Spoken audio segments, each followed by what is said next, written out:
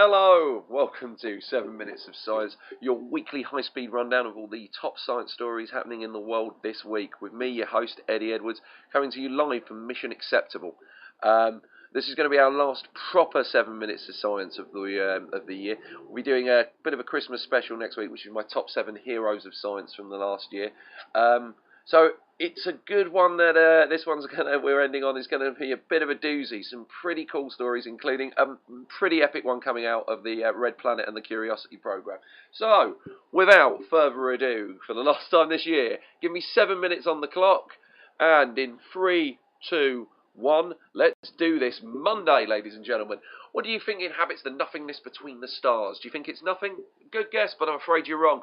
It turns out it's filled with shock waves.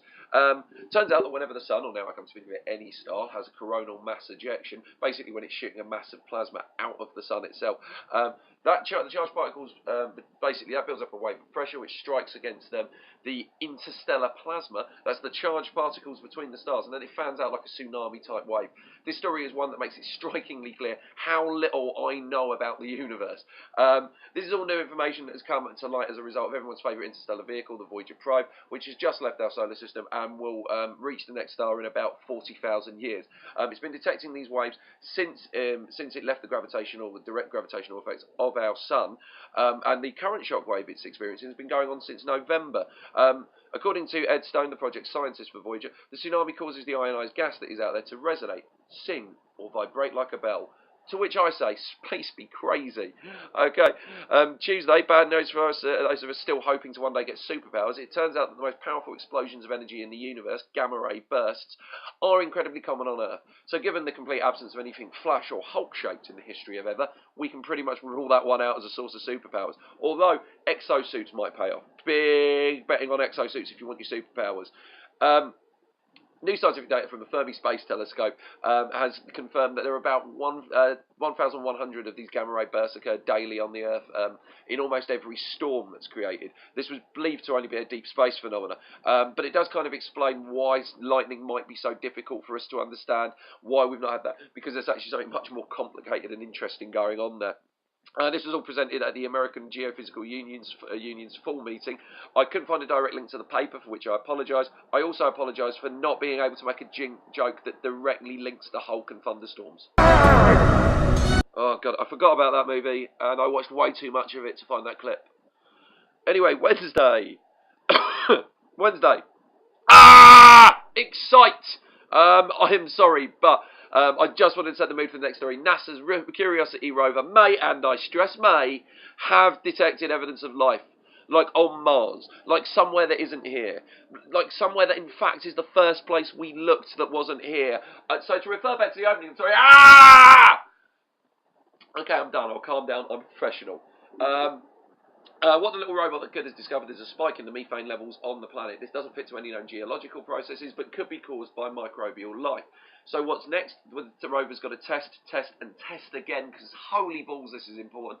And in 2020, another unmanned mission will be sent to the Red Planet to determine whether or not this is actually microbial life. So we've got to wait 6 years, which is going to be a long-ass wait with almost nothing to distract us over that 6-year period.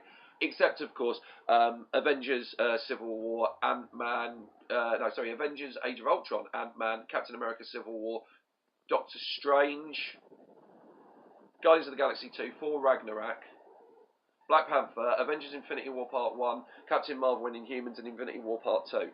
That's right, by the end of Phase 3 we'll know if there's life on Mars. That's awesome.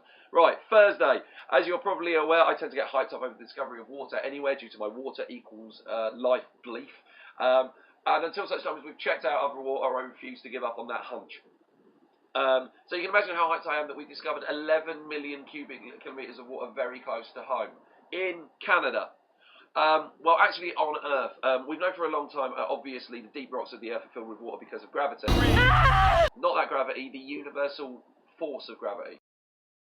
Okay, a little on the nose, but fine. Basically, what has been discovered is the amount of water in the rock that makes up the continents is much older than previously thought, between 1 and 2.5 billion years, and there's more of it than previously thought. And the hydrogen that it releases could be used as a fuel source by tiny little life forms down there and could represent the largest environment on Earth.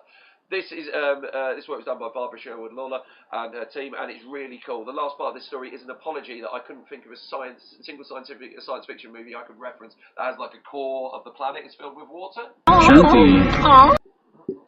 a single one. Not a single one. I could have referenced The Abyss. Damn it. Anyway, Friday.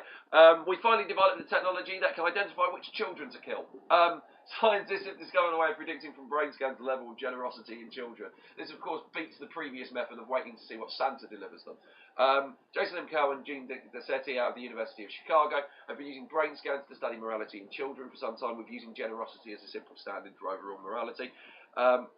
And we know that kids get more generous as they get older, but the mechanism behind this doesn't really make sense to us. It turns out there are two things going on in a child's brain when they're choosing to be generous. There's an automatic function, which is linked to selfish, and there's a more nuanced approach, which is learned throughout life, which leads to more generous behaviour. However, if you show a kid pro-social animations, things like Care Bears and such, hence the picture, they will behave in a more generous way. So the upshot of this is, if you want good kids, make sure they're watching good kids TV, which means any kids born later than like 15 years ago are screwed, because kids TV went downhill sharply. And finally, for the first time, goddamn time since I started the show, I get to report a positive wildlife story. Seriously, it turns out that after declining somewhat in previous years, the population of bats in the UK is bouncing back. That's right, the only animals that are doing well are the servants of Dracula, the basis for the scariest superhero that exists, and literal winged rats. Yay us! Seriously though, the bat population is tied to many other things: insect population, general health of the environment. So it's a very good indicator that the environment in the UK certainly is bouncing back. It's also really cool because this data was gathered in 3,272 different sites by citizen scientist volunteers between 1997 and the present. Which is really swell, because it just goes to show there's a lot of us out there who care what's happening, and there's a lot of us out there who are willing to work. So hooray for bats, and hooray for the people who count them. And finally, this one is mainly an excuse for me to rant. The British government's ill thought out, frankly ill-conceived and non-evidence-based badger cull policy to end bovine TB failed to reach its targets due to interference by protesters, or as I shall be calling them, people who are correct. Badgers, may I remind you, are Britain's largest natural predator, and if you exclude the lion as our national animal, because logic isn't part of that discussion, the badger is pretty much the national animal of Britain. It's no wrong manner to slaughtering them. It goes directly against the national character of this island, and it doesn't do anything. You can actually reduce TB among cattle by making the enclosures that they're in further apart, but that will cost farmers money, so instead we're killing badgers for no reason.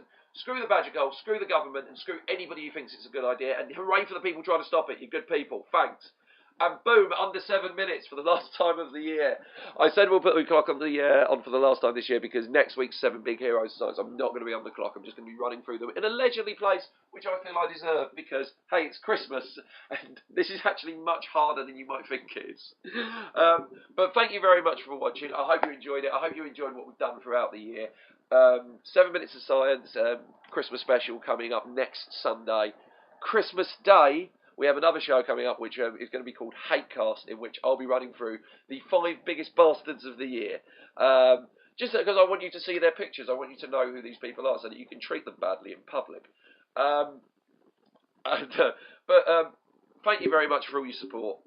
This has been really, really fun to do. I've been enjoying this more than I've enjoyed a lot of pretty much anything else I've ever done. It's such a joy to do. I know that the audience out there who watch this is hilariously small, but I'd like to thank you all for your support. And as always, if you like the video, like the video. If you think someone you know might like the video, share the video. And if you want to see more of what we're doing here, please hit the subscribe button.